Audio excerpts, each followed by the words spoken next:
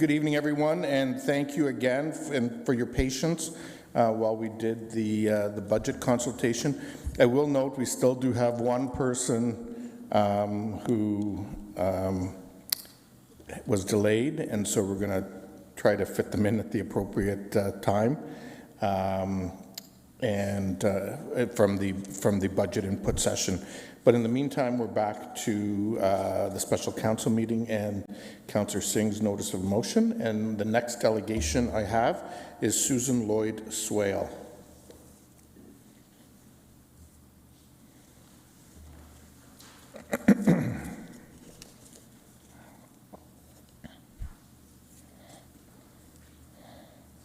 Welcome, Ms. Swale. Good evening. Good evening, Your Worship and members of Council. My name is Susan Lloyd Swale. I'm a former registered professional planner and a municipal councillor.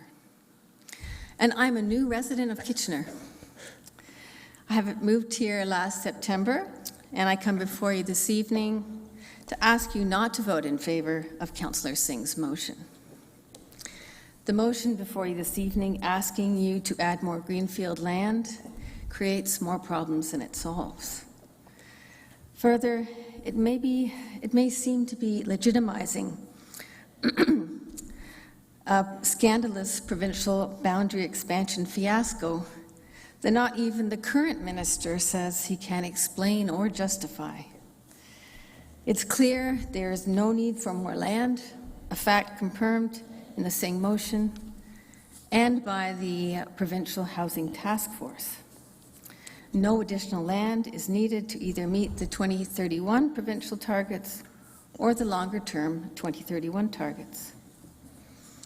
And recent reports on core housing need identify the biggest gap in housing is rental housing, specifically 1- and 2-bedroom units. This type of housing is best provided within urban areas where renters have access to services like transit, schools, hospitals, bike lanes, as you heard this evening. Building on the urban edge on greenfield land is expensive. The cost of providing the infrastructure, and not just pipes in the ground, it's also transit, schools, community services, libraries. You know how costly these things are. And the housing built is generally not affordable because of the cost of construction and all the services we have to provide. I understand Council may be frustrated that housing is not being built fast enough to meet the demands that you are facing, but adding more greenfield land is not going to serve the current housing affordability issue. It may only serve to dig the infrastructure and core housing need deficit hole deeper. We need developers to build the 37,423 housing units in unbuilt, registered, draft-approved, and pending plans of subdivision. How we do that, I don't know. I'm not the expert. I'm sure that should be a question you're asking them. The most recent reversal of urban boundary expansion posed by the province upon municipalities should make municipal politicians wary of the specter of scandal. I understand the official plan review process was an open and collaborative process involving a multitude of citizens and stakeholders over a 2-year period. And there was strong support expressed by First Nations representatives in that process as well. To change the plan now may seem like a slap in the face to those who participated in that lengthy process. And it may appear to legitimize a decision by a disgraced minister. I moved to Kitchener due to its walkable urban form, which supports access to transit, parks, trails, shops, schools, and services. Kitchener is a well-designed, accessible city with a thriving local business community. Thanks to your vision and support, Kitchener's downtown intensification has been a great success. You heard the people talking about the wonderful cycling facilities you have here. And I think we all need to encourage you to continue to support that revitalization of our downtown core. It's a more sustainable future that we need, You're building it here in Kitchener, and I want to congratulate you and encourage you not to divert scarce resources away from that vision. So Mayor, as member of council, please do not support this motion, or at the very least, I ask you to defer Councillor Singh's motion to enable a good staff report so you can make a data-based decision and have some consultation and public dialogue on this issue. It had that dialogue during the official plan review process, and it deserves it on this motion. Thank you. Okay, thank you. We do have some questions. Councillor Singh. Yeah, thank you, Mr. Mayor, and thank you to the Kitchener community and family. Thank you for delegating.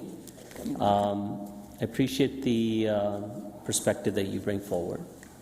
Now, just for clarity, when you speak about data and having the relevant information for us to decide the best way for future growth to happen within the Kitchener boundary, and I'm not sure when you moved into the city, but this council went through an extensive, I wouldn't say engagement or process, but at the very least conversation and a thorough review of staffing reports as well. And this motion is quite consistent with that advocacy that this council took to the region in outlining that although it's within the countryside line, the urban boundary should be expanded to allow for the SCIPA lands, which is the most southwest part. Now, are you saying that advocacy at that point from this council was wrong, and the continuation of our consistency in advocacy now towards the province is also flawed as well? And we would just go by what the region adopted as their official plan, and that too is a long question. Going forward, the regional official plan won't be necessarily a process. It would be Kitchener Council that would decide on future growth to take place. So long worded, but I think it touches on a lot of the points that you brought forward. So you're asking me whether or not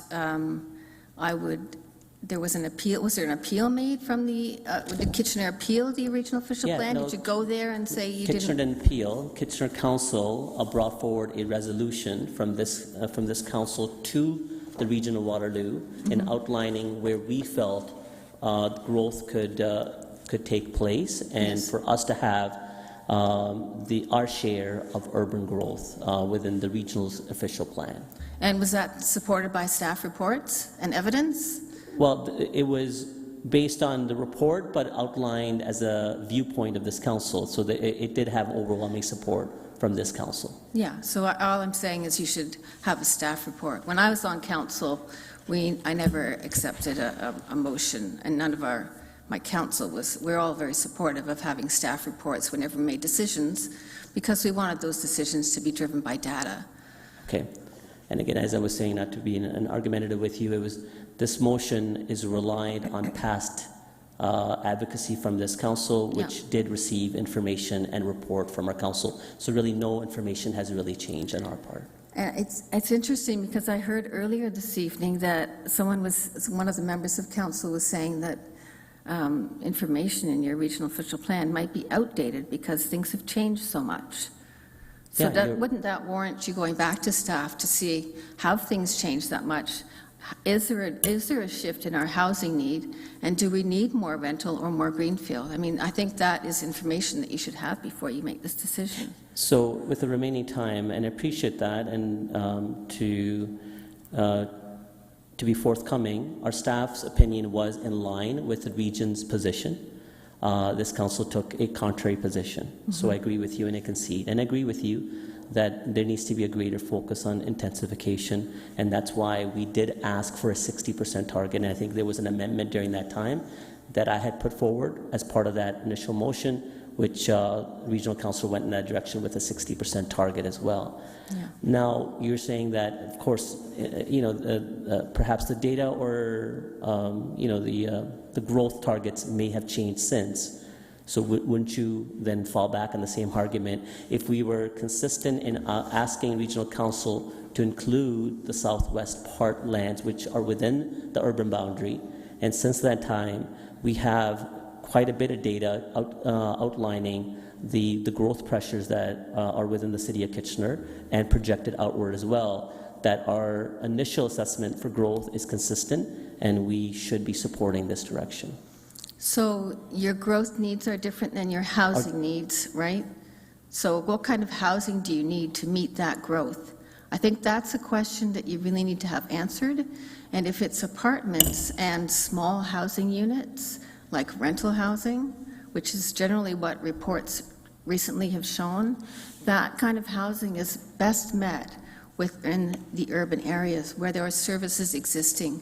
Because people that are renters generally need more services than people that are owners of greenfield houses. So I urge you to look at, there's a really great development. I know one of the councillors was talking about net zero. In London, there's that West 5, and that would be a really great model to follow going forward. Well, thank you for presenting. Okay, Yeah. thank you. Councillor Davey. Yeah, thank you. Just a quick question. I think you may have answered it, but I was actually the one that was questioning some of the numbers that the region put forward. And to be fair, I sent the region a bunch of emails with concerns with those numbers.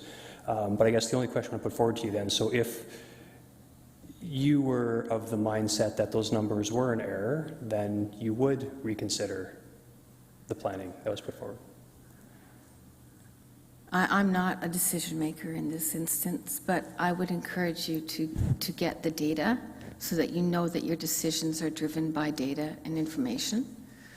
Especially because we know that greenfield growth has a larger impact on our fiscal situation as a municipality. You know that the downloading of, the DC changes that the province has done and the downloading is going to affect the viability of housing and of our growth needs. So it's really important that we do that fiscal analysis going forward, and also that you look at what the housing needs, how the housing needs assessment has changed over that time. As you, I think I can't remember which one of you said that had shifted.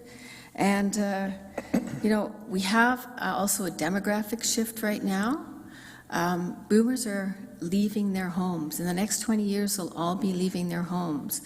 So you might have a net, a gain of single-family housing over the next 20 years within your urban core area, which could then translate into different housing types and a bigger variety of housing types in your urban core area. And I don't know if your planners assessed that or not last time, but it's something that should be assessed going forward. Yeah, thank you. So it's not my opportunity to make a comment, but I will be making my comments with respect to the data at the end. And I'm very much like you. I'm data-driven in terms of the decision-making, and hopefully I'll lay it out clearly enough, but I'm happy to discuss some of it afterwards. Thank you. Great. Thank you. Okay, thank you very much, Ms. Lloyd-Swale. Our next delegation is Yvonne Fernandez.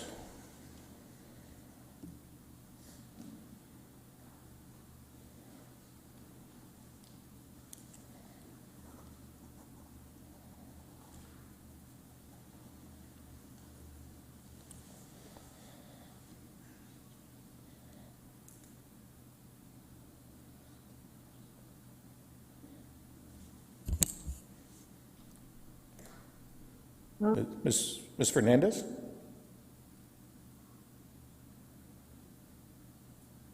If I can ask you to turn your video and your microphone on if you're there. If not, we'll move on to the next delegation and come back. Oh, there you go. Welcome. You're still muted.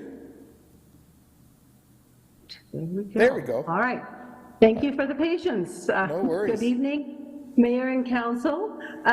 You've had a lot of delegations this evening speaking on a variety of topics and related to this motion. And I'll tell you, I was concerned when I learned about the motion on Friday that's being brought forward by Councillor Singh, requesting the expansion of the urban boundary. During the years that I sat on Council, there was a great working partnership with the region, working together to put in cultural heritage landscapes, countryside boundaries, avoiding urban sprawl, made the official plan at that time one that was visionary and forward-thinking. After 3 years of work, an updated regional plan was completed, and I think I stand corrected, I think it was 2 years now, and was approved in August of 2022. During that time, much public engagement occurred, and the process set out by the government and the province was followed properly. But now, 14 months after City Council supported, and true with questions, the plan, and then the mayor and all but one regional councillor voted overwhelming for the ROP. Again, you did have questions, Mary Verbanovic. We now have this motion claiming the city needs additional lands, but is providing no data, no rationale, nor any justification, and the only public consultation will be this meeting. This council is prepared to expand the urban boundary by overriding the ROP, which has been affirmed by Regional Council. This ROP exceeds the province targets for housing by 2031, and there is enough land within the urban boundary to fulfill those targets. My understanding is that 30% of the applications have already been approved. This motion is going to override years of efforts, thousands of people's input, and countless of meetings to create a visionary, sustainable regional official plan, with almost no boundary expansion and farmland loss. Minister Calandra also admits that even he can't figure out how all the lands in the Greenbelt were selected by all the people who are now under investigation. Over the last year, the province has made a huge miscalculation in attempting to remove lands from the Greenbelt. We are all aware of how that has turned out, and has resulted in the province doing a lot of backpedaling. It became very apparent to the public that backroom deals had been made, which resulted in numerous resignations, as well as breaking public trust. Council is now going to trust and buy into Minister Calendra's offer to ask for expansion of the urban boundary after a year of uncertainty and unlawful activity by the province. No staff report has been brought forward, no data to show the need for this motion, and most importantly, today's meeting is the only public opportunity for input. This motion and actions look like Council is following the same playbook as the province did with the Greenbelt. So who is Council really representing here? What the public is requesting to protect, or the demands of the developers? Thank you very much for your time. Thank you, Councillor Fernandez. We do have some questions. Councillor Singh. Thank you, Mr. Mayor. Thank you, Ms. Fernandez. It's awkward saying Ms. Fernandez instead of Councillor Fernandez. Yes, so again, you're a fairly informed person with your past experience and your ongoing advocacy for Lower Dune and the southwest of Kitchener. So you're probably fairly aware of, this council's advocacy that we made with the region of Waterloo. Although ROP 6 isn't consistent what this council had wanted, this motion is.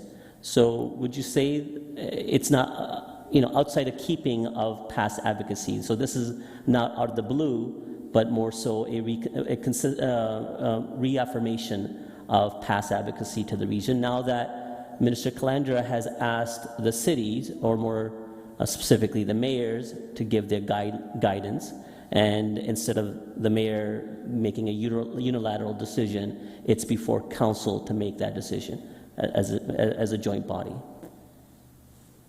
Okay, so your question is, what I'm understanding you're asking me is, do I agree that this is what City of Kitchener Council was asking when you were discussing the ROP back in June? That's right. Are you aware Okay. of that? Yes. So, I don't watch all council meetings. It's exciting, but we all have other lives. And to be quite frank with you, my concern has always been the pressure on the countryside line. And you, I'm sure, will recollect my advocacy, my lobbying to even move Strasbourg Road, to stay so that it wasn't affecting the countryside. So although the city council has made concerns and raised concerns at the region, I think the region's work over the time that they have been preparing the new ROP has been solid and filled with appropriate data, appropriate input from a number of stakeholders. So although the City of Kitchener may feel that they are not getting the lands that they want for expansion, my understanding is that there are many applications that have been approved and ready for shovels in the ground. So the question I would be asking is why are the developers not putting the shovels in the ground if they've got applications that are ready to go? So additionally, the motion, the way it's outlined, does preserve the countryside line. It does broaden the urban boundary, but all of that growth, it would be inside the countryside line. And you still have a concern as to infringement to the countryside line. Is that your concern? Or primarily you're saying don't bring on additional lands until you build what you have already approved. Is that what you're saying? Yes, I would say that would be a better step to take forward before you put the pressure on the countryside line. If you're saying what you're saying is true, that you have no intention as a council to cross the countryside line, then fulfill the ability to build within the urban boundary.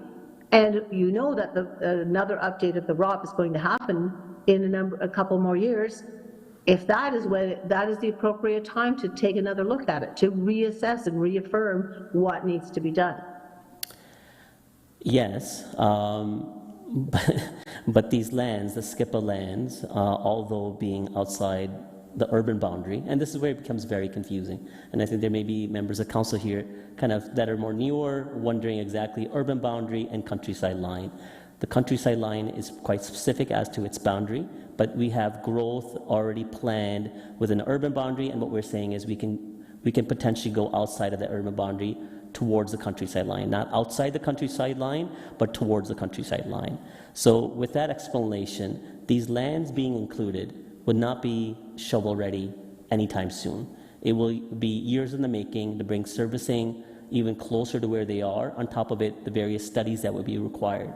So isn't it prudent on us to be ready for development in that decade forward, especially dealing with the growth pressures that we are right now, and that's not going to go anywhere, and it's only going to compound, that it makes sense for us to outline additional growth areas? So I'm hearing you say two things here, Councillor Singh. One, you're saying that we should be prepared and put forward the opportunity for growth so that shovels are ready in the ground. But you're also saying that it's going to be decades yet before that growth is going to happen. So I'm a little bit puzzled as to what you're trying to get me to answer on this question. Well, I think it's important for us to fulfill the urban boundary areas that have had applications approved. It's important to have developers fulfill the commitments that they have made before we start pushing on the countryside line, or before we start putting in infrastructure where we may not need it. Okay, I appreciate what you're saying, but as a response to your last comment, it's about development doesn't happen independently on its own, right? It takes time planning towards it, and we have to outline where the growth can take place for the investments, the studies, and for the hard infrastructure to get there. And if you don't outline it now, it'll be very challenging to have those lands available 10 years out. And that's why the essence of this motion to include those lands. But I really appreciate you coming forward and continue to advocate something that's a passion to you. Thanks. Okay, thank you very much for your time. Okay, thank you, Councillor Fernandez. Those appear to be all the questions that we have. Thank you. Have a good evening. Our next delegation is Paul Lowes from SGL Planning and Design. And I believe, Mr. Lowes, you're joining us virtually as well. Welcome. I am, Mr. Mayor. Thank you. And Good evening, Mr. Mayor and members of council. So my name is, as Mr. Mayor indicated, my name is Paul Lowe's. I'm a principal planner with SGL Planning and Design, and we represent Mattamy Homes. Mattamy Homes lands are located south of Bleams Road, west of the future extension of Amon Drive, in that area that Mr. Bender had identified on his map. That's approximately 10 hectares of land that surrounded by the Schlegel's property that he showed on his map. The Mattamy lands just to the north, they own and control a number of lands that have now had draft plan approval. They're planned for parks, schools, mixed use, open space. And they accommodate about 4,000 approved residential units.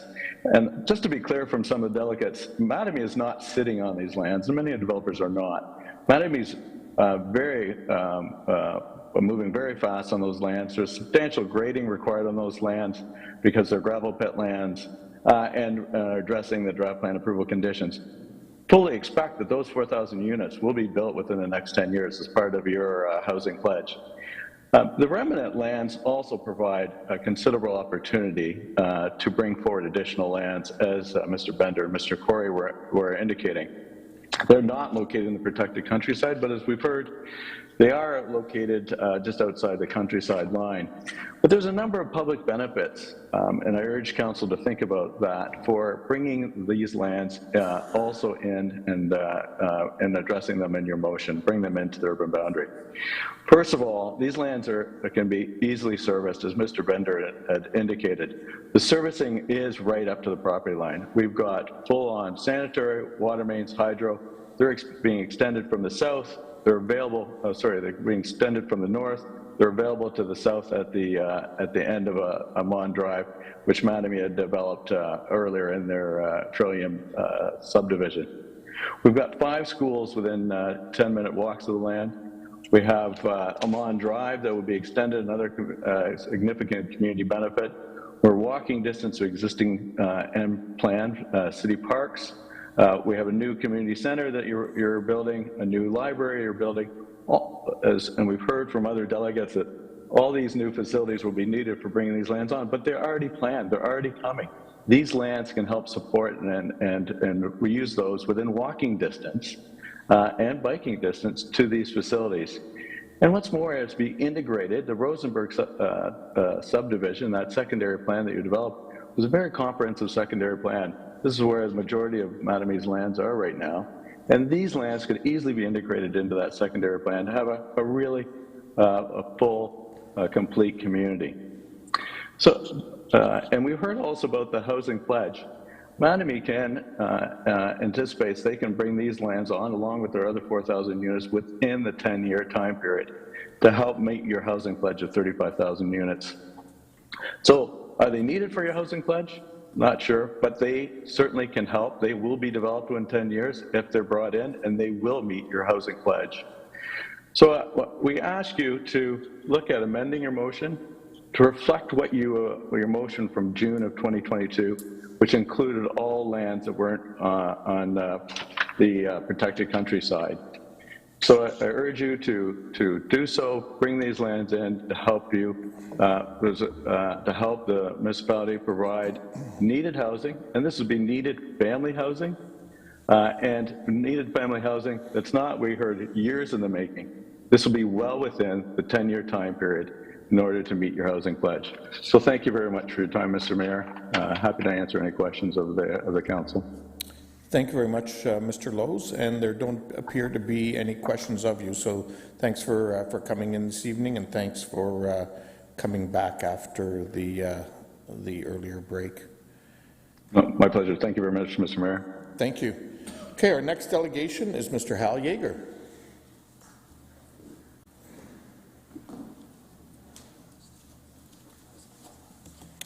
Welcome, Mr. Yeager. Thank you. Greetings, Council. My name is Hal Yeager, and first off, a thank you to Councillor Singh. I admire the initiative in taking Minister Calandra's invitation for dialogue as an opportunity to showcase some of Kitchener and the region of Waterloo's fine work on land use planning. There we go. Here we see the first section of the motion. I appreciate how this section provides a history and states that the region has abided by provincial legislation and policy, and that Kitchener was an active participant in the process. And here we see the second section of the motion. It sets the record on Kitchener Council's recommendation on the ROP, and I think it worthwhile to review how we made out. Oops, you can't see the whole slide there.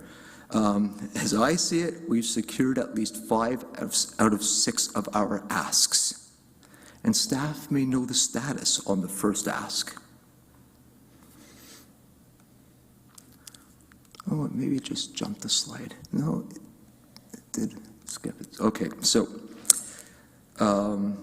here we see the final section of the motion, which details Kitchener's progress and wishes. As the motion already pointed out, Kitchener sought higher intensification rates through the ROP. Kitchener has since adopted the provincial housing pledge to construct 35,000 units by 2031. Kitchener has already approved for construction 30% of the total pledge. Kitchener has directed staff to provide as-of-right zoning permissions for 4-unit dwellings citywide. We could go on. Our ROP targets the provision of more housing than does Bill 23. Kitchener was ahead of the curve in permitting 3 units per residential lot. We are on the cusp of permitting housing to be shared by more than 3 unrelated occupants in any residential zone in a safe manner. We are in the midst of rezoning our major transit station areas to accommodate an additional 18,000 residential units. We are in the midst of rolling out rental replacement bylaws and inclusionary zoning bylaws. And this leads me to just one amendment, to propose just one amendment. Please reaffirm your support for the ROP amendment as approved by Regional Council in August 2022. The decision was lawfully achieved in full accordance with the province's rules and step-by-step approvals with multi-year public engagement. To choose otherwise would violate the process and aid and abet provincial corruption of our land use system. There is no need for additional lands at this time, and neither the province nor the mayors have the jurisdiction to alter the ROP. That's still Regional Council territory. I ask that you please defer the decision by 1 week so you may satisfy yourselves as to the facts, permit the involvement of the 2 members of council presently on a leave of absence, and refine the response to the Minister Calandra. And when you do take your decision, please support the ROP amendment as approved by Regional Council in August 2022. Okay, thank you for coming in.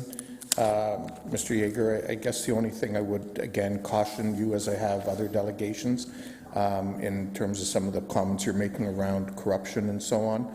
I think in fairness, we've been tasked with a process by the province, and we have an obligation to fulfill that process. To that, Mayor, I share with you what Auditor General Bonnie Lysyk said. I stand fully by I think I've said nothing wrong. Auditor General Bonnie Lysyk told us what the normal land use planning process is, and the Integrity Commissioner ruled that the province had engaged in corruption that Minister Clark had. So I stand by my comment there. The Auditor General Bonnie Lysyk outlines that in Ontario, normal land use planning processes involve policy direction at the provincial level and coordination between multiple ministries and municipal decision makers. The Planning Act requires municipalities to craft official plans which set out a long-term vision for how the municipality wants to evolve and how it intends for the lands to be used. And she goes on, and there is no provision as such. This is brand new territory, and we can see how the courts will play it out. Thank you. Councillor Ioannidis. Yeah, thank you, Mayor Urbanovic. I just want to get a little more into the discussion with this corruption that's being. So is it fair to say that all municipalities went and did their own regional official plans and all that stuff on their own? Can you repeat the question, please? So, like when we do a regional plan, we go and we do it as our own process, and we don't have the province dictating what we're deciding, and then all of a sudden they change their mind and they decided they wanted to do it. So you're saying our processes were flawed for the last 20 years then, because that's what you're kind of suggesting to me. I'm not trying to suggest that at all. I'm trying to suggest that the process is that the province determines the process, it creates the legislation and the policy, it dictates the timeline, it dictates how a land needs assessment is to be done, and we followed it. The region did, and the city made its submission to the region, as it is entitled to do. Okay, so if we follow these lands assessments, then how are we being disingenuous in our approach? Because I'm confused. Does sound like you are. The region conducted the land needs assessment. Okay. That's part of the municipal comprehensive review process. That's part of the ROT process. It was early on in that process. It was followed the letter of the law of the province, and it was also approved stepwise as they were going and doing that work. The region had to continue to work with the ministry. The ministry never called it out and said that it was wrong. So regional planning staff have conducted that process properly. Okay. Thank you. Okay, those are all the questions we have. Thank you for coming in, Mr. Yeager. Thank you. Our next delegation looks like he's actually in person and not virtual. Mr. Pierre Chauvin.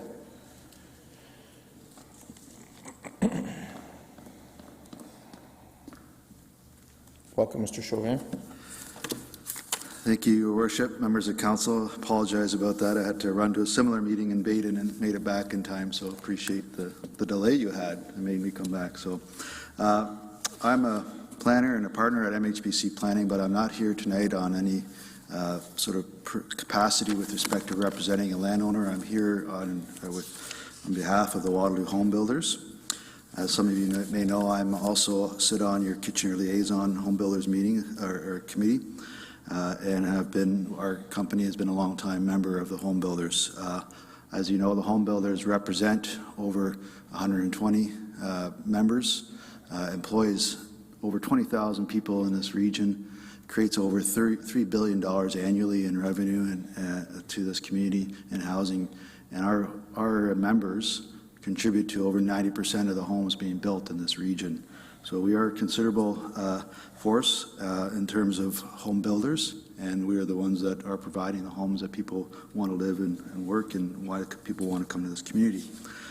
On June 13th, 2022, you passed a resolution, a motion to provide input to the ROP. The Home Builders Association fully supported that motion, and we continue to support that. And we support a well-planned, sustainable community with community growth targets, high-density housing supply around transit hubs in urban areas, and greenfield communities that offer single-family homes. The challenge that we're facing, it's not an either-or situation or question. We need to build complete communities. That means all forms of housing, to meet all housing needs and all demographics throughout the housing continuum. We support, as an association, the current motion put before you, but would also recommend that the amendment include all the lands that were recommended by proposed by the provincial changes to meet the current and future targets. The Home Builders have commissioned a report, and I believe that's been provided to you as input, and it does support other factors that have occurred over the last several years in terms of the increased migration, reduction and out-migration, the makeup of our community in terms of lack of student housing and migration patterns. So all these factors that have made up these changes over the years that have added to the housing crisis continue to occur, and like I said, we need to provide housing that meets all the growing needs for now and in the future. In terms of the projections and land needs analysis that was made and done by the region, we certainly believe what the province has supported with the ROPA 6 decision is more in line with the option 1 of the land needs analysis that was presented as part of the number of options as part of the ROP review, and more accurately reflects the needs and provides the greatest amount of land supply that is consistent with the growth plan and provincial policies.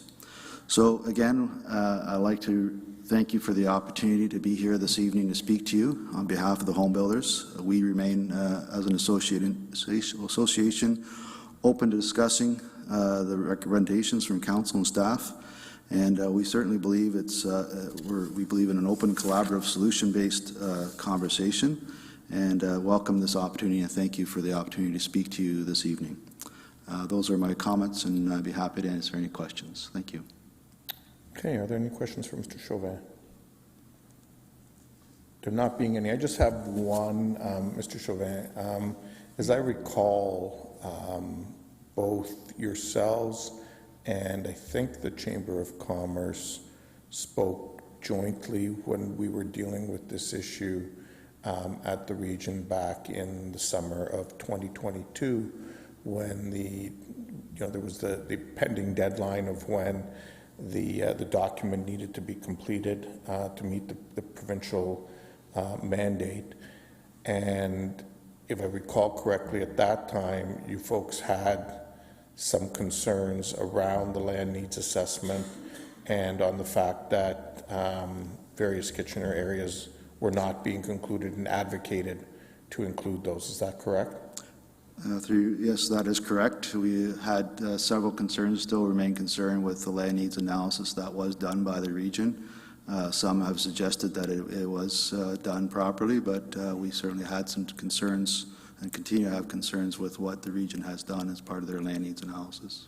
And if I heard you correctly in your comments, you referenced a report that your organization did since then that touched on a number of issues pertaining to growth in the area, the numbers that we're talking about and what the need is. Can you maybe just touch on a few key highlights? Sure. For Council's benefit? Thank you. So we had commissioned a report from Daryl Keller, who's a land economist, and some of the findings, which are pretty striking, that come out to us is that there's the largest growth area, which is the age cohort of 15 to 34, and this is really the home buyers group.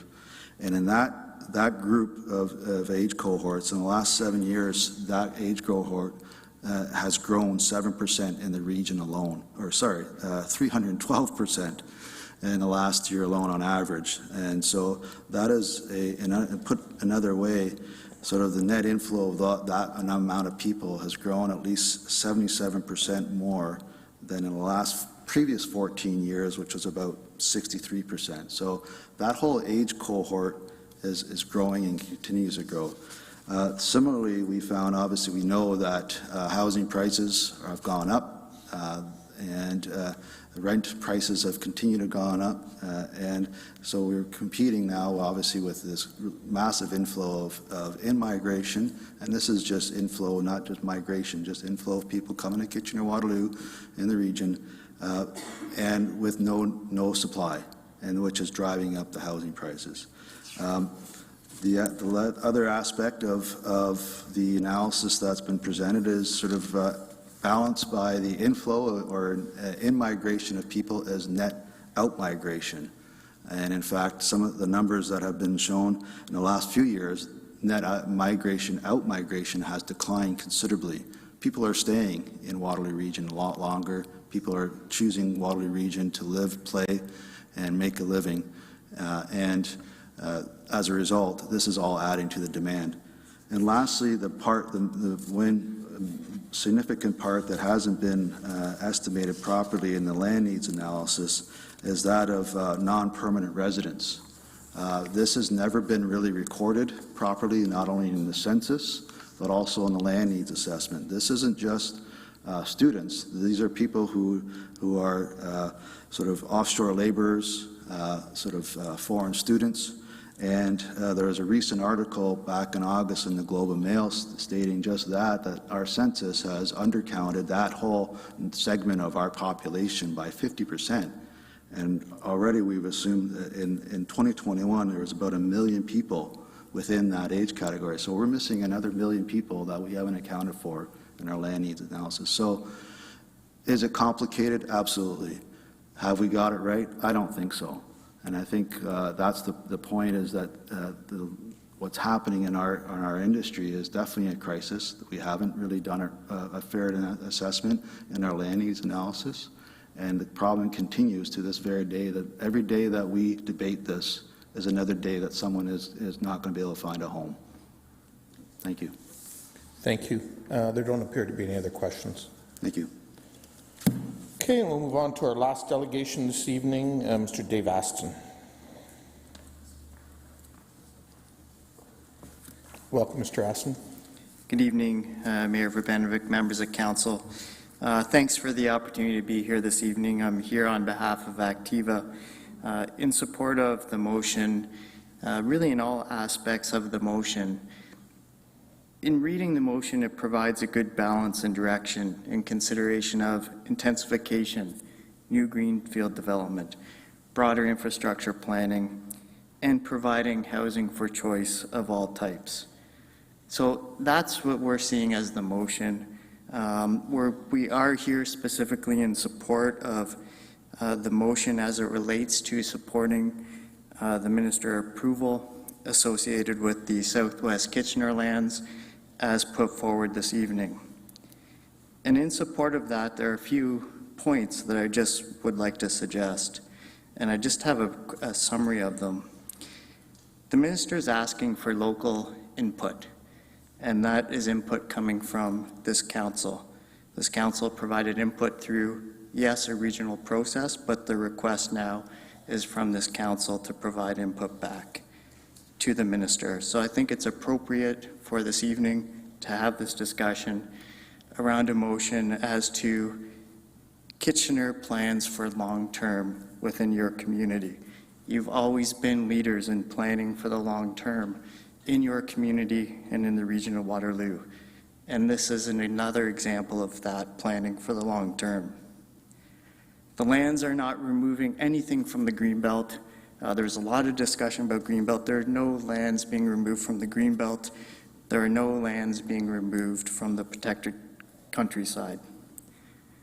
The lands support a logical extension and are adjacent to the existing urban boundary. This will provide for continued comprehensive planning of the area. A lot of work has gone on historically for planning for this area. There's been a lot of infrastructure constructed, Strasbourg Road. There's been a lot of infrastructure put in the ground and planned for growth to occur in this direction over time. Planning had started to occur with Kitchener staff. Meetings have been initiated with regard to comprehensively planning the SCIPA lands, and that will continue with this motion going forward.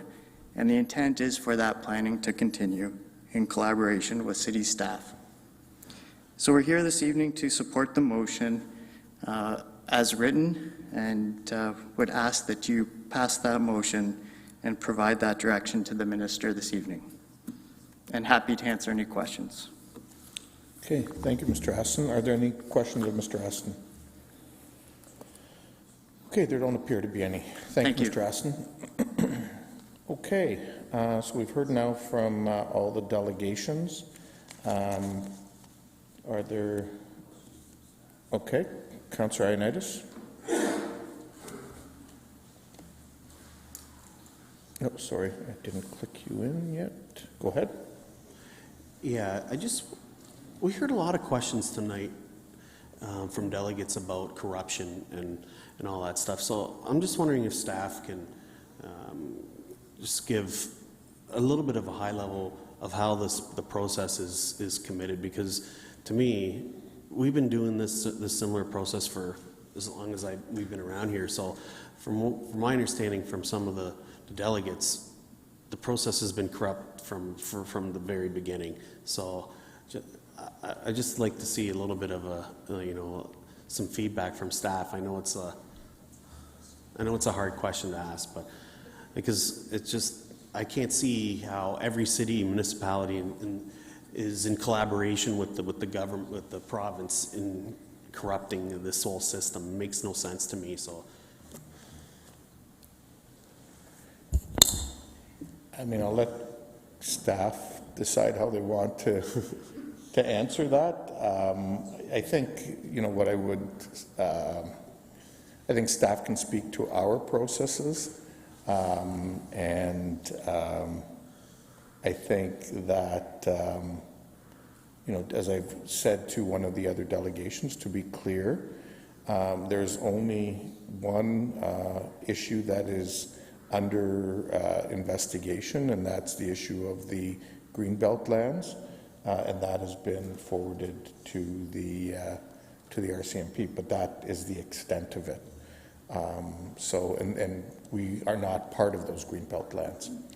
Mr. Reedman, did you want to add anything to that in terms of our processes?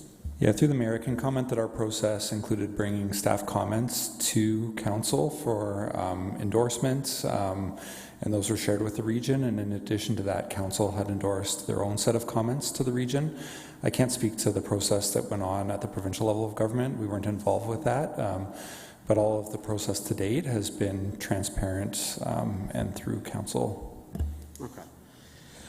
I guess my next question would be with regards to, and so we've heard about deferral. So what would be the outcome if we placed a deferral?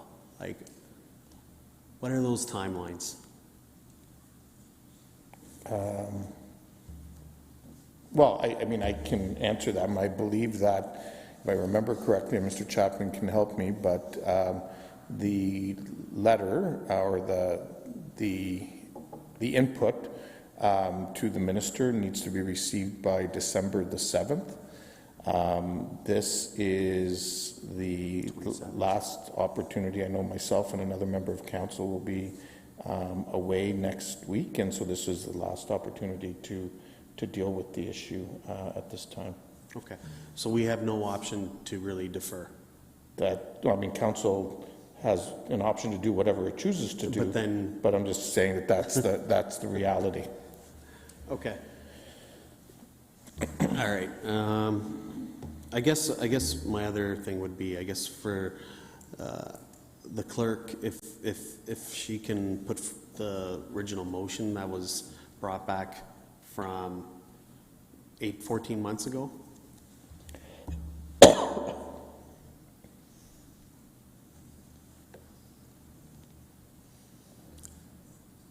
Yeah, that's fine. But I think much of that motion is actually reflected in Councillor. It's almost identical. It's almost identical. It's almost identical.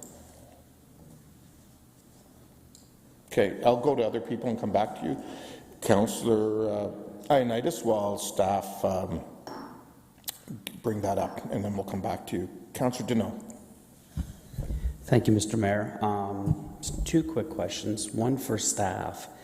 So I've heard of a few concerns about the land needs assessment, one that was done by the region, and then independent reviews. Has the city, or is it in the city's scope to do a land needs assessment? Mr. Reedman. Through the mayor, so under the current planning structure, it was the region's responsibility to do a land needs assessment. Okay. That was an easy one? Okay, thank you. And to you, Mr. Mayor, or Mr. Chapman. So, again, Councillor Ioannidis and a few of the delegates have spoke of deferring. what happens after the December 7th deadline if there is no response, or if you as the mayor say, you know what, I think we need more time to conduct a staff review or to have some public consultation? What are the ramifications of not getting back to the province on that date, if there are any known?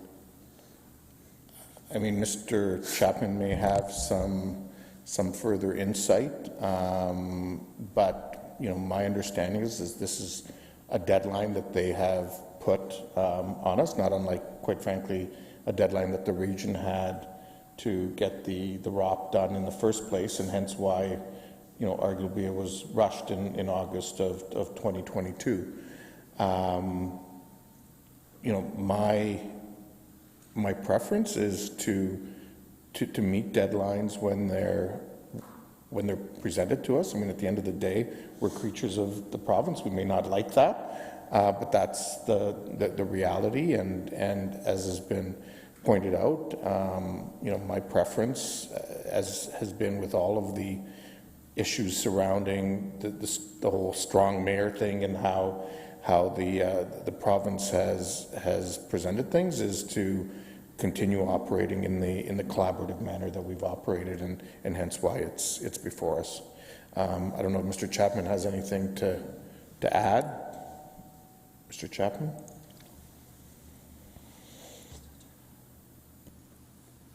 Through the chair, so the minister has expressed interest in hearing feedback on two things. One is circumstances where projects actually proceeded subsequent to the minister's amendments to official plans, which I don't believe is the case in our situation, or not that we've heard. But the other is changes that the municipality would like to see made based on the modifications that the province had made previously. The minister has not indicated exactly what will happen with that feedback, but has simply said that based on input from mayors and through the legislative consultation, he will consider what changes, if any, or other tools need to be implemented to respond to that feedback. And so really, I think the feedback will be left with the minister, and he'll make whatever decisions he sees fit at that point in time. Councillor Singh. Yeah, and keeping with that last question regarding the timing and us to be in a fairly short constraint, some of the delegates pointed out that, I guess decisions are being made without having staff consultation, or at the very least a staff report. What's even the feasibility of staff being able to comment or create a report on this to still meet the timelines that we have left? Mr. Reedman? Through the mayor, so it would be difficult for staff to be able to turn around a staff report and get it back in front of council. And so the minister's letter is clear that it's asking for feedback from the mayor and council on next steps on the official plan. Thank you, Mr. Mayor. I think that needed to be pointed out in the public session as it was raised, and creating that perception of unilateral forced decision where that's very much asked by us, and we're trying to meet a short timeline. And I think I will just maybe comment on whether people agree with them or disagree with them in terms of the direction the province has gone. This is their prerogative, and they were elected and are making the decisions that they're making. From the commentary that the minister has made, the regions have, a number of municipalities, and including regions and or single-tier municipalities, had ROPS in consideration. There was a process that obviously is being debated, and based on that process and the input, the minister made a decision to revert back to the originally approved documents, and in his commentary also stated that he wants to hear from municipalities who felt that some of those changes should have been made. In our case, arguably those changes reflect what the position of council has been through the input process, but a position that the region, chose not to act on, similar to other inputs where they acted on some and didn't act on others. And, you know, I know there's a number of, some municipalities who were happy with the provincial decision, and others who weren't. And I suspect some of that is playing out in terms of the input even within this region right now on the on ROPA 6. Councillor Johnson, you're next. I'm actually wanting to do comments, so should I key back in? Do you have any other questions? Councillor Davey, your questions? Councillor Davey has got a question. Yeah, thank you. I think the question before us that may be outside of the motion too is the parcel that is non-protected countryside that was discussed by the first delegate.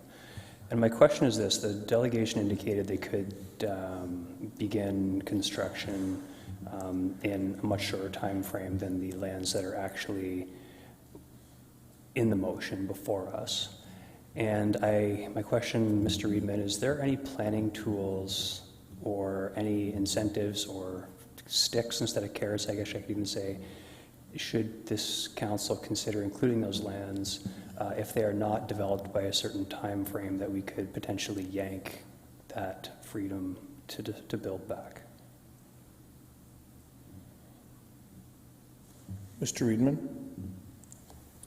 Through the Mayor, so the Planning Act does allow for expiration on plans of subdivision approvals, so it doesn't allow that on site plan approvals or infill projects, but on subdivisions, they could be imposed if that was something that council chose to do. It's not used very frequently locally because we like to work collaboratively and not have to rework approvals over and over again, but that is a mechanism that could be applied. That's actually quite helpful. Thank you. Sorry, just for clarification on that, because that's actually the first I've ever heard of that, to be honest with you. So, Mr. Reedman, you're saying that if council were to consider any planning application or amendment, official plan amendment, plans of subdivision, we could put timelines on that, and if they weren't completed within those timelines, it would then revert back to its previous standing? Through the chair, so I believe they would have to resubmit a plan of subdivision for approval if they didn't work within that timeline. Okay, interesting. Thank you for that. Okay, so Councillor Ioannidis, I said I would come back to the motion from July that you asked staff to post. I believe it's on the screen now.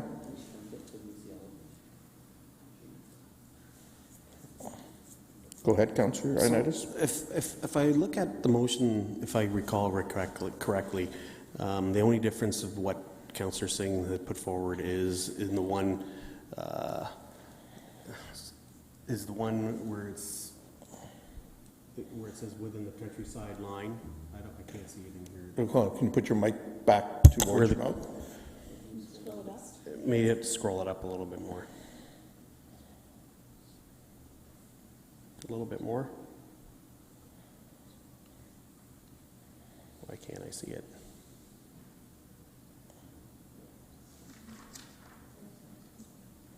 Paragraph 2.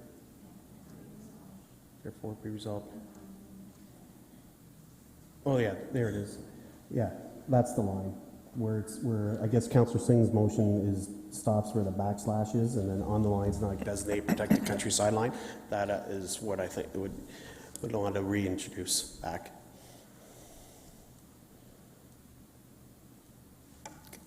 That's yeah. So to be clear, what you're proposing is an amendment to the operative clauses of Councillor Singh's motion, which would not only include the SCIPA lands, but would include the lands not designated the protected countryside. So it would be what is commonly referred to as the BSF, yes, Big Springs Farms lands / Mattamy lands? Yes. Okay. So I will yeah. So I will come to you on that. Is there a seconder for that amendment? Seconded by Councillor Davey. Okay, question of clarification, Councillor Davey. Yeah, sorry, back to Mr. Reedman, if I could. So I am definitely interested in setting a timeline with respect to that development. I'm not sure what an appropriate timeline is, but would that requirement, supposing council goes in this direction, would that requirement need to be included within this motion, or can we just notionally advise the mayor, who will ultimately be writing the letter? I think staff are conferring on that.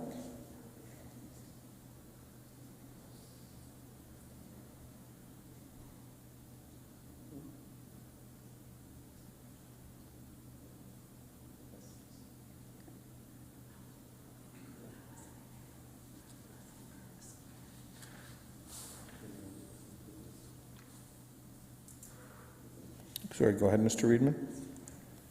Through the mayor, and so we would need a subdivision, a draft plan of subdivision in front of us to be able to accommodate that. So we could lapse draft approvals or repeal registered plans, but it wouldn't affect the inclusion or not inclusion of the development at this time. Okay, so we don't have to deal with it now then. Okay, thank you. I'll have comment as well. Are any of the folks in the queue got questions? Okay, Councillor Johnson, you have a question? Yes, thank you, Mr. Mayor. And I'm just wondering, from looking at that, the previous motion from 14 to 18 months ago. So what Councillor Ioannidis has just includes the square that we were talking about earlier. Is that correct? Mr. Reedman? Through the mayor, I believe that's what Councillor Ioannidis is attempting to do. I think we could assist with including that language in a motion if that was the intent of council. Okay, maybe if we could put the map up to show what this means with that. Could we do that? Like maybe the previous map that we had earlier? So I believe that was a map from the delegation earlier. Okay. But this one, the arrows that are there speak to the part of the motion that Councillor Singh has included in his motion. The yellow box or light green up to the left there speaks to what's commonly referred to as the BSF lands, which were part of the motion from July of 2022, was not in Councillor Singh's motion this evening, but is part of Councillor Ioannidis' amendment. Yeah, that's before us. Okay. Could I ask, it was a recorded vote 14 months ago. Can I see the results of that recorded vote, please? That might be difficult to pull up.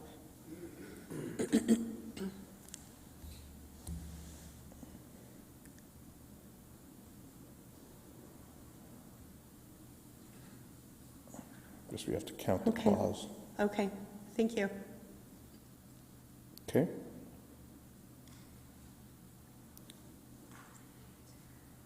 So, with that, are there any other questions?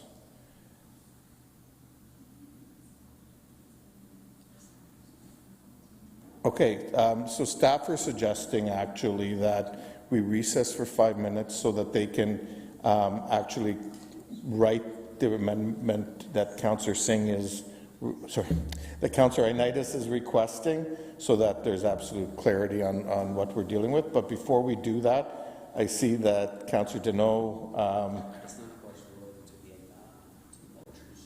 Okay, go ahead, Councillor Deneau. I'll allow you to ask your question. Thank you. Before we take the recess. Thank you, Mr. Mayor. And to follow up on Councillor Davies' question regarding the subdivisions, what is the penalty if the timeline is imposed on a developer, and you said that it would come back into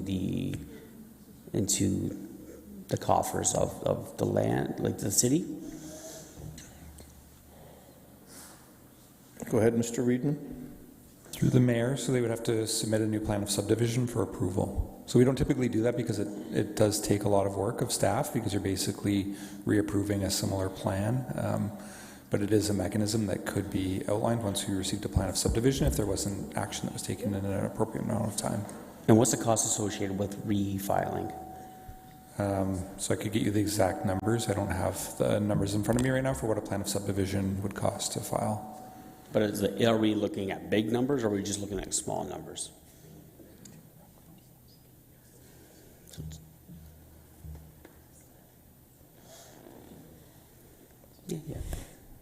Yeah, I can't answer that at the time. So. Okay, thank you. But I think it's fair to say it's application fees plus consultants plus, so it's not like $50. It's in the tens of thousands. Okay, so we'll recess, motion to recess for a question? Okay, sorry, go ahead. I'll let you ask your question yet before we I just recess. want some clarification based on the map that was up there and all those boxes. Yep. Yes, okay. So where were we talking with Mr. Bender with his delegation and when we brought that, okay, that piece there. So yes. Councillor Davey brought up that, you know, there's a condition that you'll do building or development in X amount of years. Is that going to include the other ones when we bring them in as well? Councillor Under Davey? that stipulation? So we heard from staff we don't have to actually deal with that right now, and I know that the lands in the top corner are, most of the infrastructure is already there, and there's a road that goes to nowhere on either side that needs to be connected. So that one certainly can be developed much sooner. The ones in the southernmost part, my understanding, are quite a number of years away. So I'm not opposed to it, but we would need more information to decide what those timelines would be. Okay, thank you. Okay, so I'll take a motion to recess. Councillor Michaud, seconded by Councillor O'Dooney. All those in favor, opposed, that's carried. We'll say 10 minutes or thereabouts.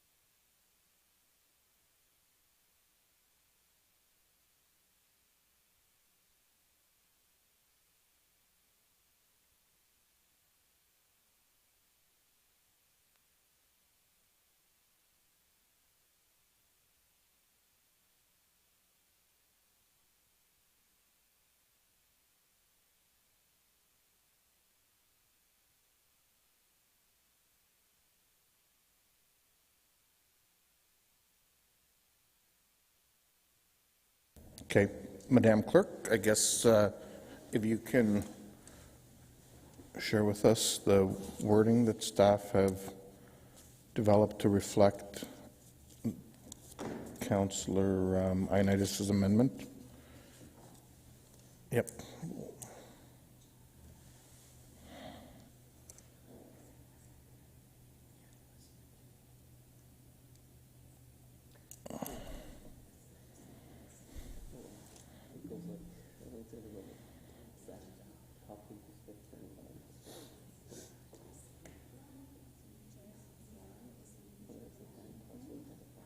Mm-hmm.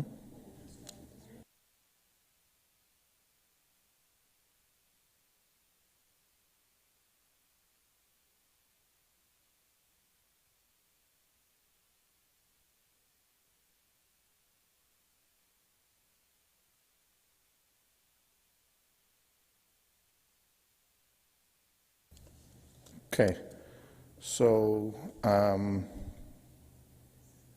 actually, Madam Clerk, why don't you just reflect that as opposed to me?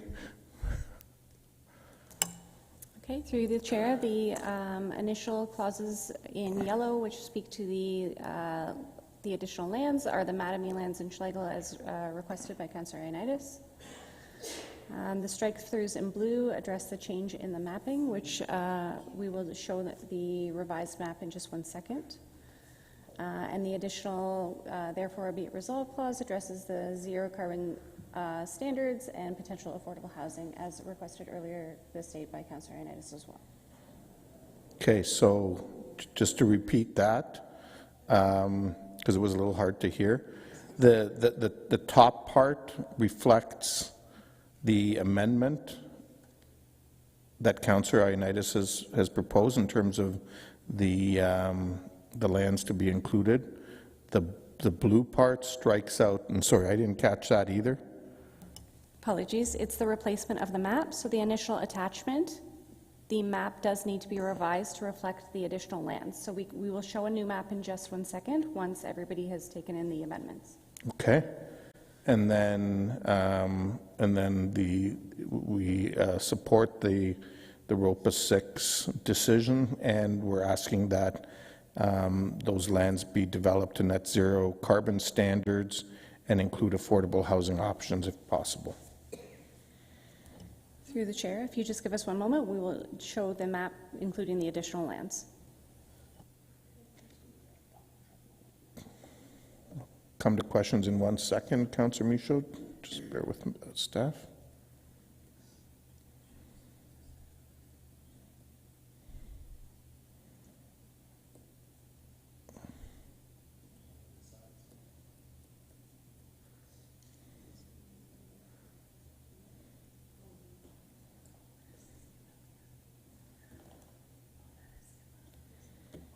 So in the bottom left, council will see where it says subject lands and the 2 arrows. And so those are the 2 pieces of land that are being talked about.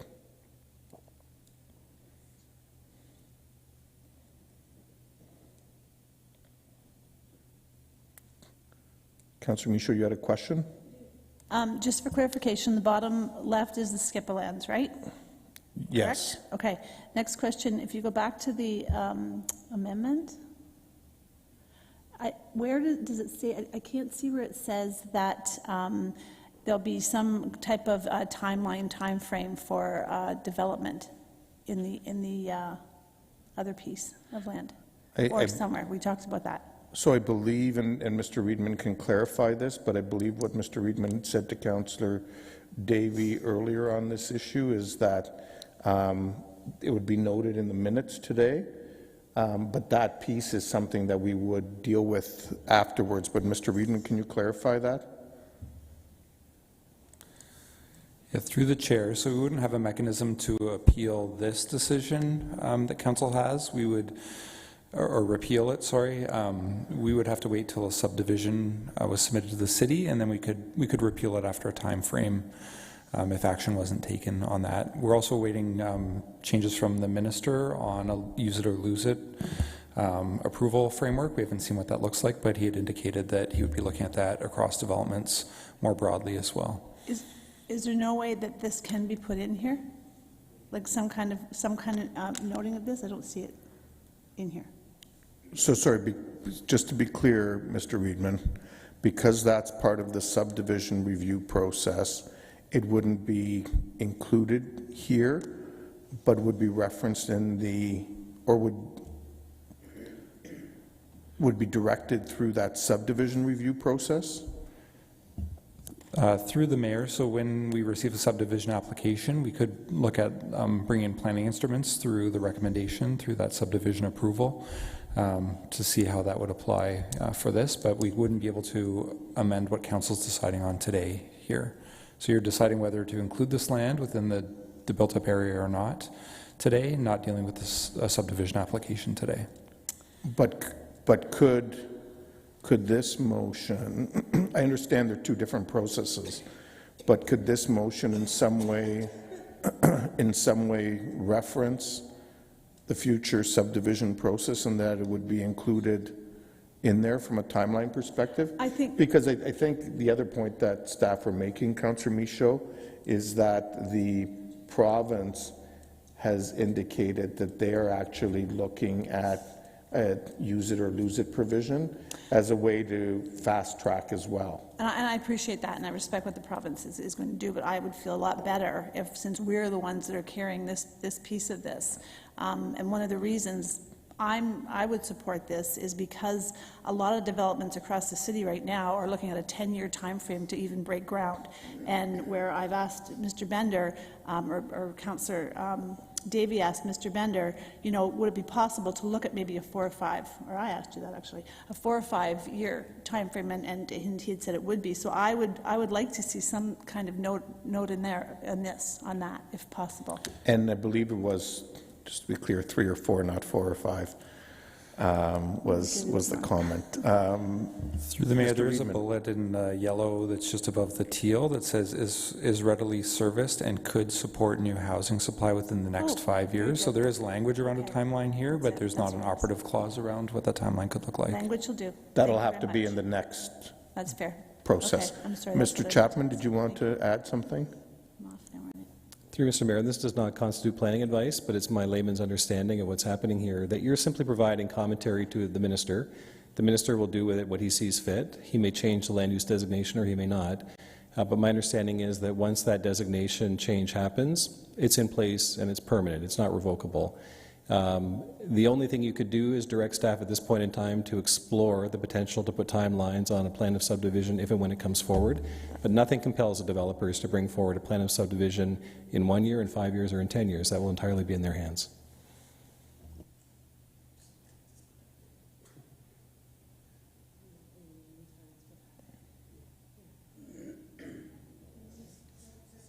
Okay, go ahead, Councillor. You turned yourself off. Go ahead. So does that mean in the meantime it's still protected land until that happens? No. I don't know if Mr. Chapman wants to. Yeah, until there's a plan, it's protected. Like, you can't just go and. To be clear, the lands wouldn't be subject to development, but the designation would be in place. And so the decision around basically identifying those lands for future development, that decision would be made by the minister. The designation would apply to those lands, and then it would be on the developer's timeline to bring forward a plan of subdivision. So the permission would be in place for that land use, whether or not they bring forward a plan of subdivision on a timely basis or not. Thank you. Okay, everyone clear? Question or comment, Councillor Johnson? Question?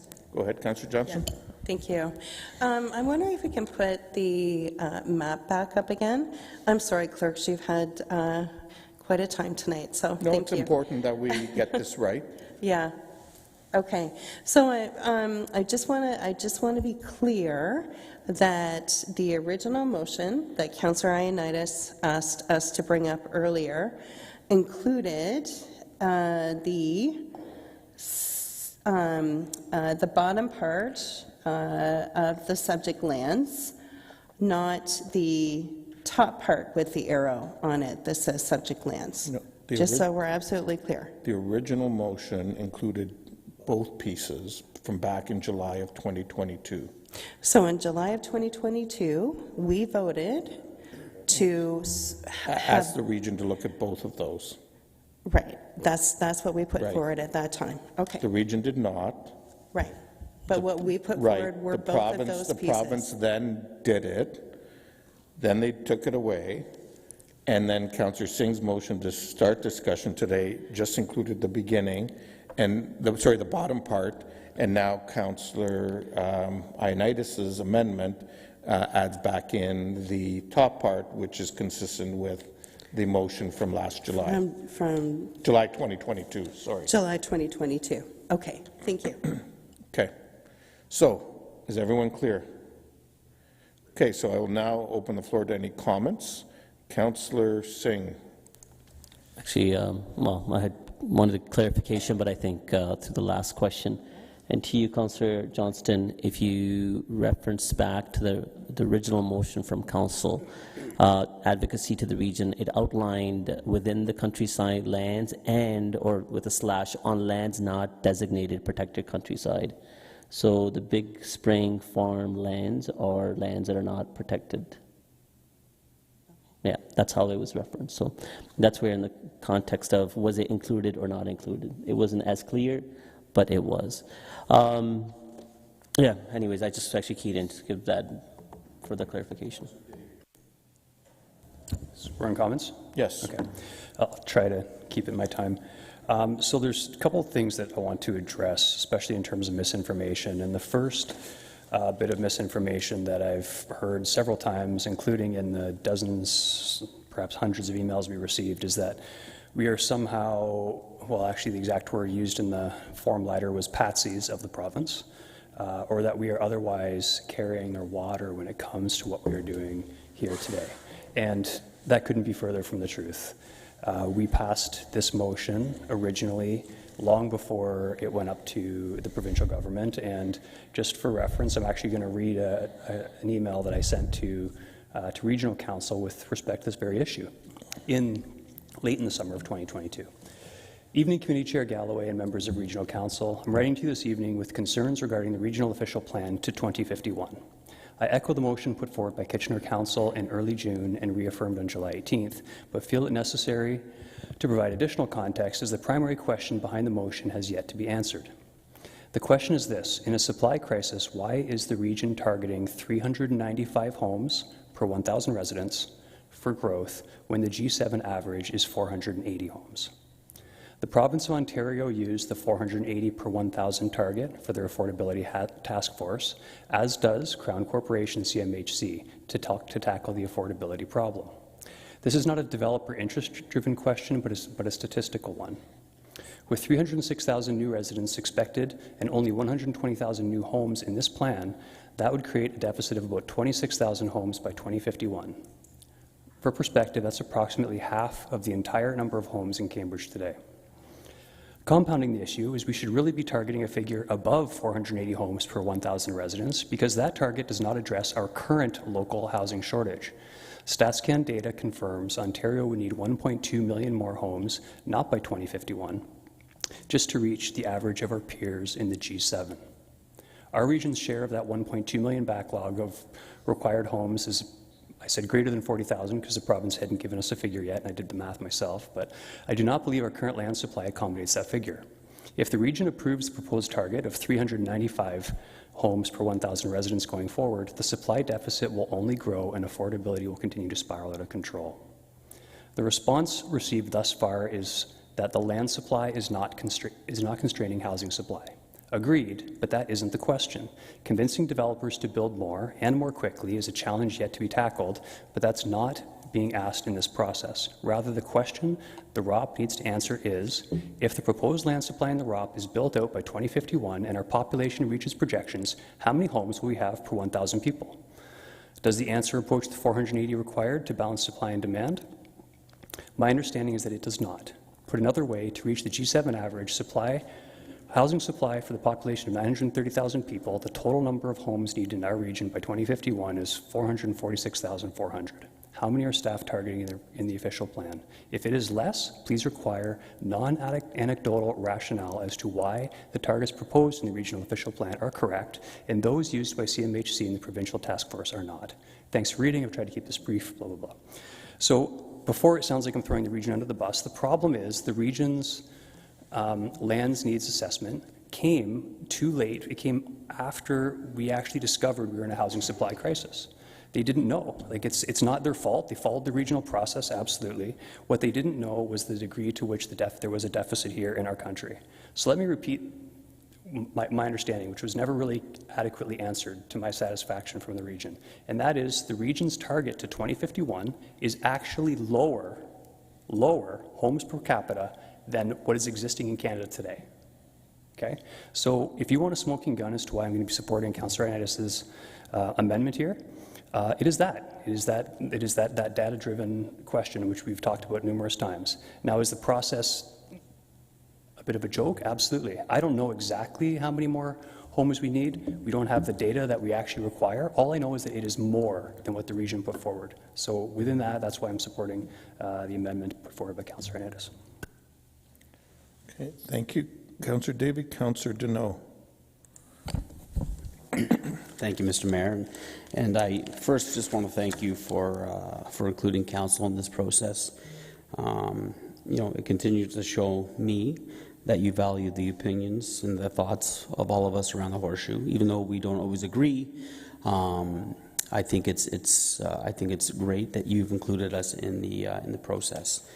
But speaking of the process, we've witnessed what's happened with the province over the last 3 or 4 months, and there was no fluid process, and they've admitted so. It was disingenuous and it was fraught with issues, and there is a reason why they revised those lands and put them back, and so we are forced with a decision that. Or you are forced with a decision to make of how we address the lands that were removed but then put back in, and now potentially to remove again. My last year here, staff have been at almost every meeting, presenting reports and dealing with developments and planning, but they're not here, and so. While we've heard opinions on land needs assessments, I trust the developers, everybody has their own needs that are trying to be met. And so I can't support the amendment. We started earlier on tonight of talking about another piece of land, and now we've really opened Pandora's box to another piece of land that is outside the line. I just, at this point in time, I can't support the amendment. But again, thank you very much for including this. Okay, thank you. Councillor Michaud. Thank you. This has been quite a journey getting here. It's been confusing at times, and I'm torn because we made a commitment to protect the countryside line, and I respect all the groups that have worked hard to do that. I respect our politicians at the region as well that worked to create this countryside line and protect it. I'm a little disappointed that we're sitting here making this decision. I feel that it should have been the region's, not ours, but nevertheless it is. And I think that, given things have changed so much since in just the year and a half, 18 months since we had this discussion. We're in a housing crisis. There's crisis every corner, everywhere you look. We've got homeless. We've got people who can't afford to buy homes, rent homes. It's just mind-boggling where we're at right now, and to turn down a piece of land where we've got a developer here who's ready to break ground sooner, I believe, than any other developer that has come before us.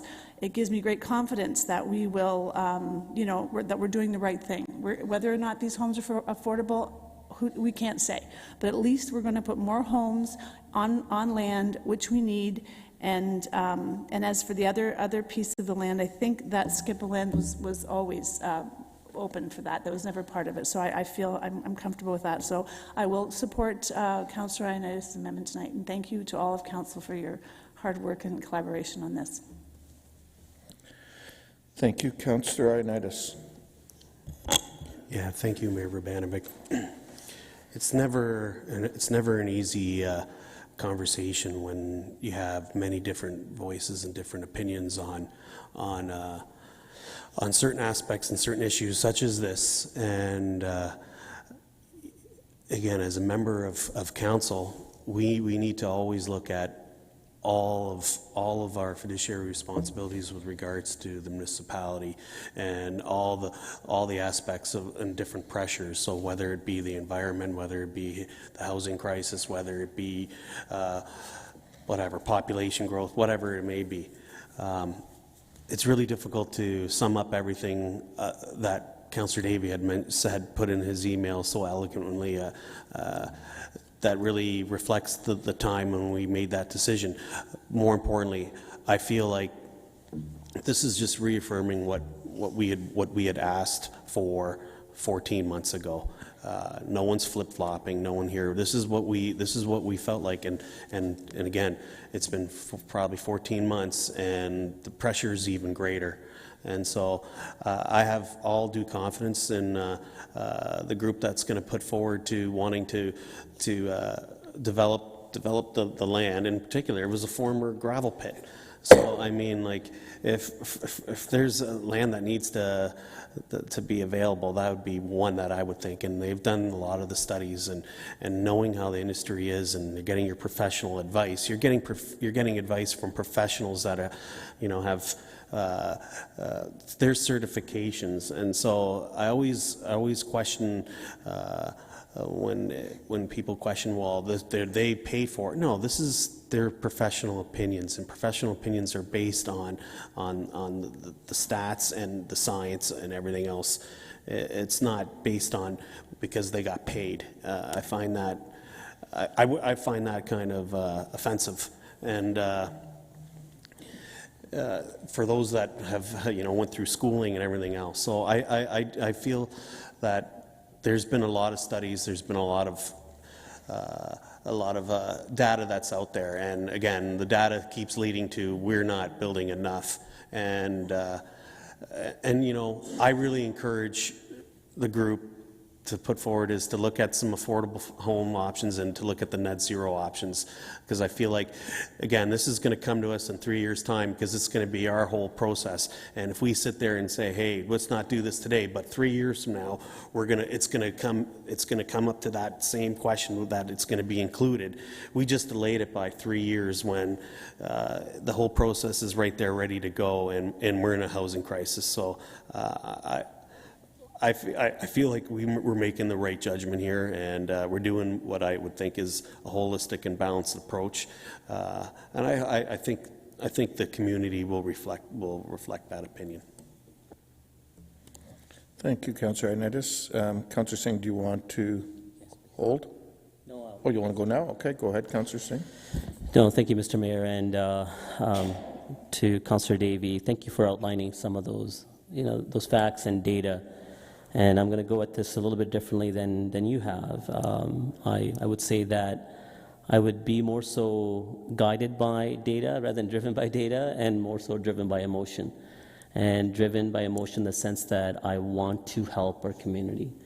The initial motion, the way it was laid out, was the effort, although I would have liked to have seen fast development proceed forward, but outlining development lands that capture future growth. Really ensuring that we articulate our willingness to develop beyond the urban boundary and help those lands to come online in future years, not in any short timeline, but we have to articulate that now to make sure those development lands become serviced, the necessary studies happen, which takes years and years for that to come through.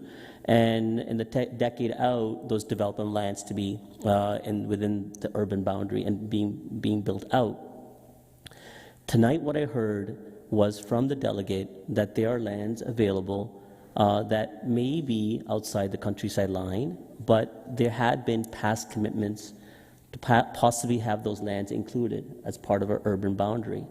But more importantly, those lands have infrastructure right at the boundary line. Those lands can be developed in the next 3 to 4 years timeline, as opposed to just getting the studies done in 3 to 4 or 5 years, and then finally development happening at a 10-year timeline within the SCIPA lands. So when I say I'm driven by emotion, my emotions are this, that we have infrastructure outside the Big Spring Farm lands where we have sanitary water, sewer, where we have fire halls, where access to fire halls, where we have the a district park nearby, where we have community community centers, where we have access to the library, all things that have already been paid for. All things that infrastructure has been put in, investments by this community has already been made. We won't be asking for additional expenditures to go in. We have the infrastructure already in place, and it will be a better utilization of that infrastructure. But that aside, when I say about emotion, the emotion is the fact that we have a housing scarcity. We have a supply issue. We've said this over and over again. There's no debating that anymore. And supply issue plays a part in price. If you can bring on 1,200 homes at a faster pace, that will go to meet families. We will have families being able to enjoy a home in the next 3 to 4 years, as opposed to maybe waiting out 10 years for future growth. We're going to be able to have families move in, accessing world-class infrastructure that we've already invested in. Our district park, with our indoor facility, with the pool, with the library, all of that, and the community center. So I think it only makes sense that we look at this now. Initially, it was my objective with the motion that I have brought forward was to outline the SCIPA lands, but knowing full well that the process has changed. There is no longer will be a mechanism for the regional official plan. It would be Kitchener Council that would decide on the prerogative of how we grow and which direction we grow. And I had thought that that would have been a timely point of discussion. Do we include the Big Spring lands at that point, or perhaps some other areas as well? But the fact that we can include it now to ensure that development can happen faster goes to all the points that we continue to make around this council when development comes forward and we have opposition around it and saying, no, it's too tall, it's too close, whatever the case be. Our argument to that is, we got to build it now because we have the scarcity now. We got to build it now because we have to have that supply issue handled. So the fact that we have lands available that we can develop, and I look towards the developer's representative, and they outline a 3 to 4 year timeline.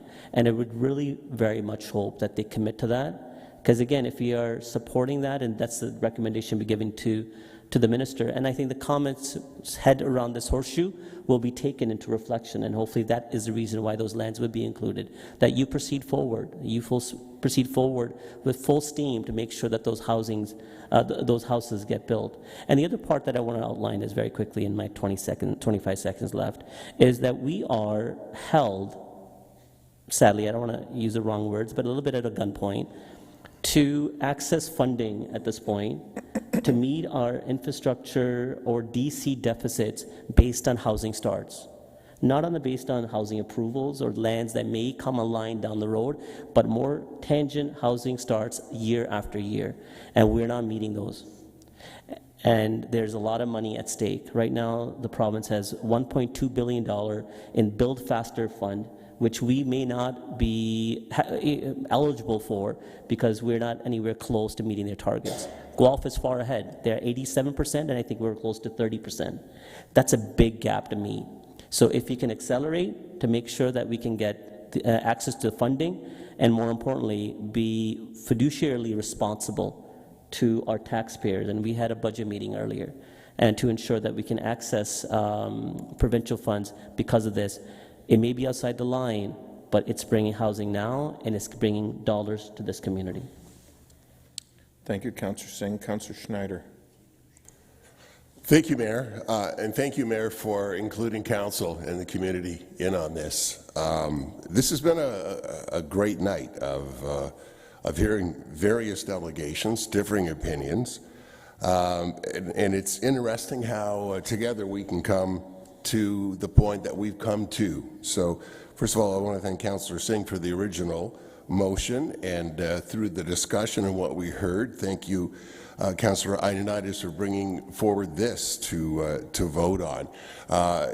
What we approved 14 months ago was based on a lot of engagement and a lot of input, a lot of delegation. We got to a point that we were comfortable with, and those of us who were on council then, for the most part, all voted in favor of it. So we're just going back to what we had originally decided on, and I think we're at a good place. Councillor David brought up excellent data for us to base this decision on as well. You know, when I think of these lands, especially the Schlegel lands, this makes a lot of sense. We have infrastructure that's right out to where it is right now, and when I think of the Schlegel company and the Schlegel family, first thing that comes to mind is their philanthropy and what they've done in our community. They've invested in our community.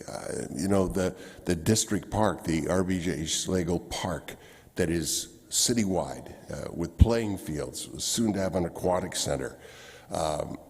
What they do with their Schlegel Village retirement homes and the dignity and the excellence that they have in those buildings, their aging research.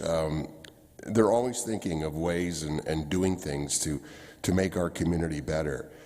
They will build an incredible community here. I absolutely am convinced of that.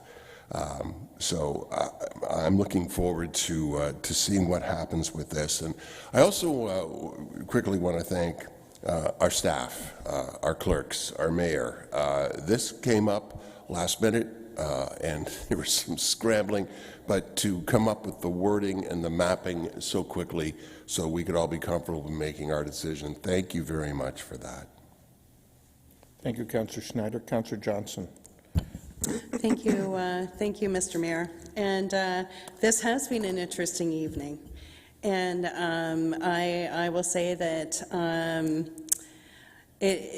it was disappointing, kind of how this came together so quickly, that we had to act on this really fast. And I don't know that we had the same opportunity as we did previously to be able to reach out to the public, but we did hear from many people along the way as well.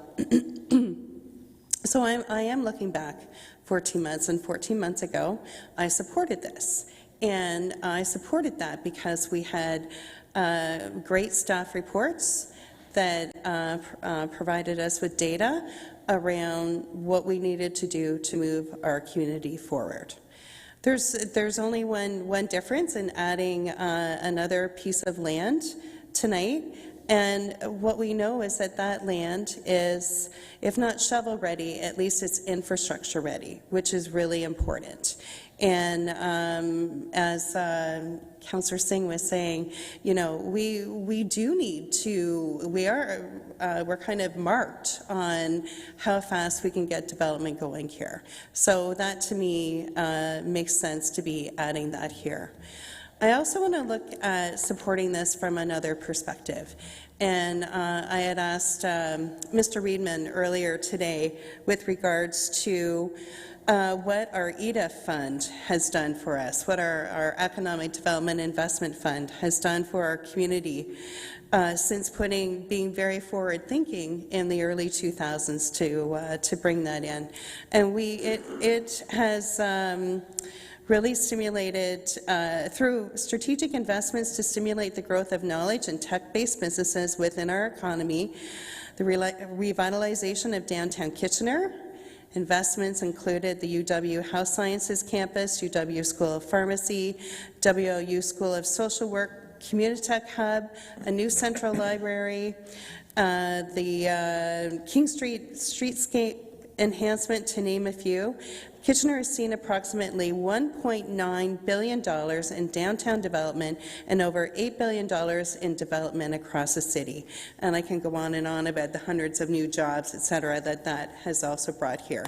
But what we know from what our chambers have told us, from what the Waterloo Economic Development Corp has said to us as well, is that there is a need for diversified types of housing in our community.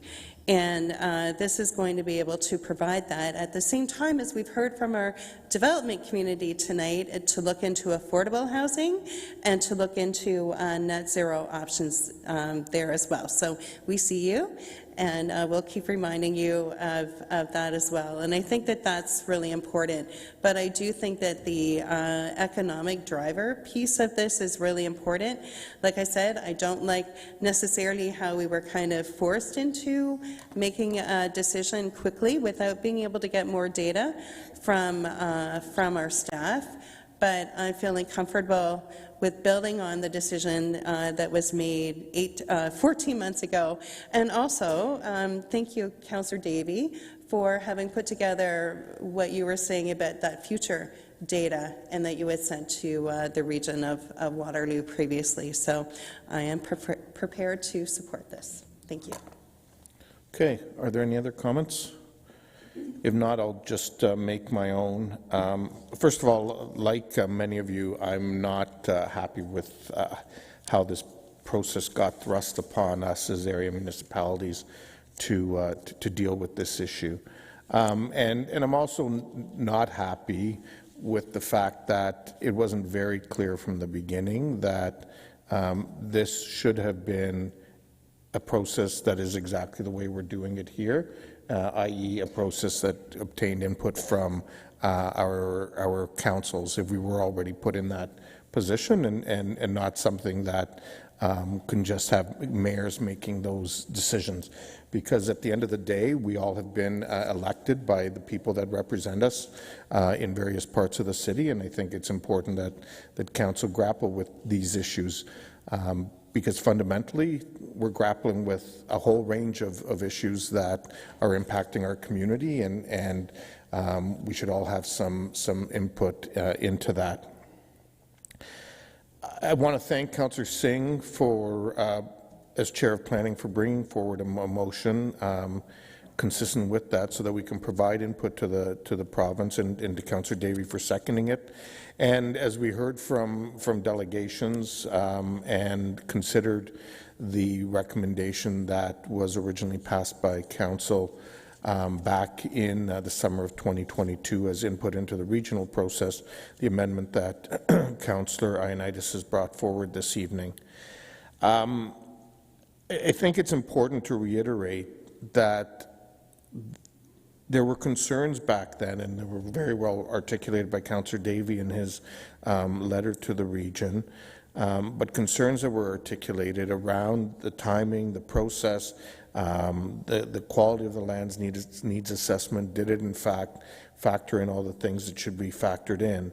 And we've learned since then, and you know, not through work that we've done, but work that the Home Builders Association and others have done, including CMHC and so on, that in fact our needs in this area to manage and support the population growth that's happening here are greater than what has been talked about. The other thing that we know needs to happen is we need to have a greater variety of choice in terms of housing styles, location, and affordability for our residents. You know, one of the things we often hear about, and yes, we do need more 1 and 2 bedrooms, but one of the things we often hear about as well is we need more 3 bedrooms. And we've tried to push developers on that, and in some instances they've considered it. But they've also been very clear, particularly when it comes to condo development, the numbers just don't work when it comes to building a 3-bedroom condo because of the cost that's associated with it. And so looking at missing middle, other alternatives, single-family homes, may be the balance that's needed, quite frankly, in order to ensure that that segment of the population is being met, or their needs are being met. The other point that I think is important to touch on, and we heard from the home builders today, we previously heard at the region from the Chamber of Commerce, and I've heard from business people, and Councillor Johnson, you've referenced it, is as employers seek to recruit employees into the area, the price of real estate, the availability of real estate and so on has been one of the pressure points impacting the ability to recruit. And so ensuring that we can continue to be competitive in that space with the right variety of housing choices is going to be key. The reality is there's no one player that has all the answers in this situation. It's going to take all orders of government, the not-for-profit sector, the private sector, everyone working together. I think it was Councillor O'Dooney earlier this evening who said fighting one another won't work. What we need to do is in fact collaborate more so to tackle the issues that are before us. And so I think, you know, when we factor all that in, and that the City of Kitchener concerns and direction today is consistent with what it was when we originally considered it back in the summer of 2022, at a time when, you know, quite frankly, the challenges have only gotten greater. After I balance all those things out, has you know, brought me to the conclusion where we're at this evening in the motions that are in front of us. So with that, I'll deal with the amendment first. A recorded vote has been requested.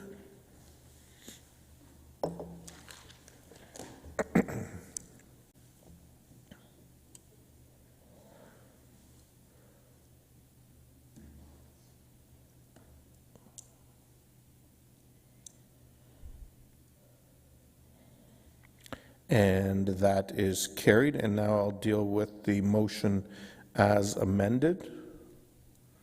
Recorded vote. Yeah,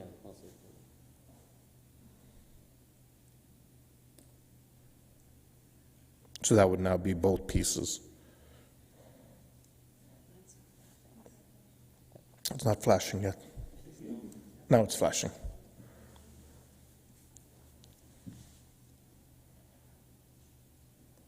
And that too is carried. Okay.